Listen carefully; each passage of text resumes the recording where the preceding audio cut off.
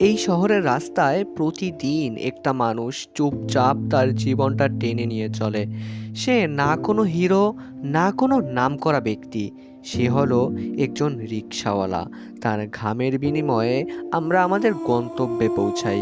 কিন্তু কেউ কেউ কোনো ভাবি এই মানুষটার নিজস্ব কোনো গন্তব্য আছে কিনা।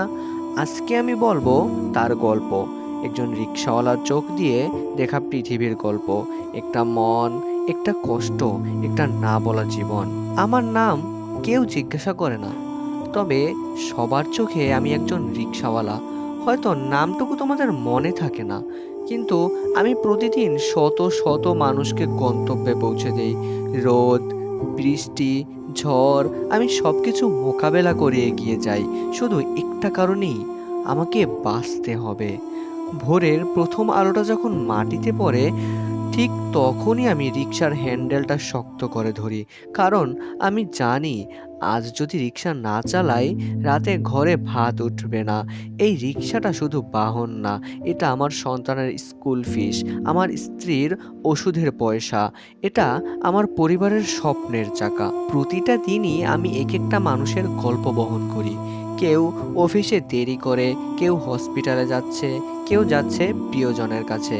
তাদের গন্তব্যের সঙ্গে সঙ্গে আমি পৌঁছে দিই আমার ভালোবাসা, আমার ঘামে ভেজা ক্লান্ত জীবন। কখনো যাত্রী হাসি মুখে ওঠে, ভাই একটু যাবেন? এই ডাকে একটা আন্তরিকতা থাকে। আবার কেউ রিকশায় উঠে এমনভাবে বলে যেন আমি তার চাকর, যেন আমার কোনো সম্মান নেই। ভাড়া যদি 10 টাকা বেশি বলি, বলে ওই তো চুরি করছে। কিন্তু কেউ ভাবে না এই ঘামে, এই ব্যথায়, এই ক্লান্তিতে আমি কতটা ভেঙে পড়ি। দিন শেষে আমি যখন ঘরে ফিরি, আমার ছোট মেয়েটা দৌড়ে এসে বলে, বাবা তুমি কি আজ আমার জন্য চকলেট এনেছো?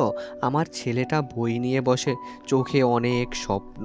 ওদের মুখের দিকে তাকিয়ে আমি সব ভুলে যাই। আমি চাই ওরা যেন আমাকে দেখে না, রিক্সাকে দেখে না, কষ্টকে দেখে না, ওরা শুধু দেখে আশার আলো। রাতে যখন শহর নিস্তব্ধ হয়ে যায়, আমি একা বসে থাকি, নিজের সাথে কথা বলি, বলতে চাই, তুই ভালো আছিস তো রে রিক্সাওয়ালা? তুই কি আজ কারো কাছ থেকে একটু সম্মান পেয়েছিস? একটু হাসি, একটু ধন্যবাদ? কেউ যদি শুধু বলে ভাই ভালো থাকবেন, মনটা ভরে যায়। তখন মনে হয় আমি শুধু চাকা টানা লোক না, আমি সত্যিই একজন মানুষ। আমারও মন আছে, কষ্ট আছে, স্বপ্ন আছে। আমি চাই না করুণা, আমি চাই সম্মান। একজন রিক্সাওয়ালা, সে শুধু মানুষ বহন করে না, সে টেনে নিয়ে চলে নিজের স্বপ্ন, কষ্ট আর বেঁচে থাকার লড়াই। তাই সম্মান দাও তাকে, কারণ পেশা নয়, মানুষটাই বড়।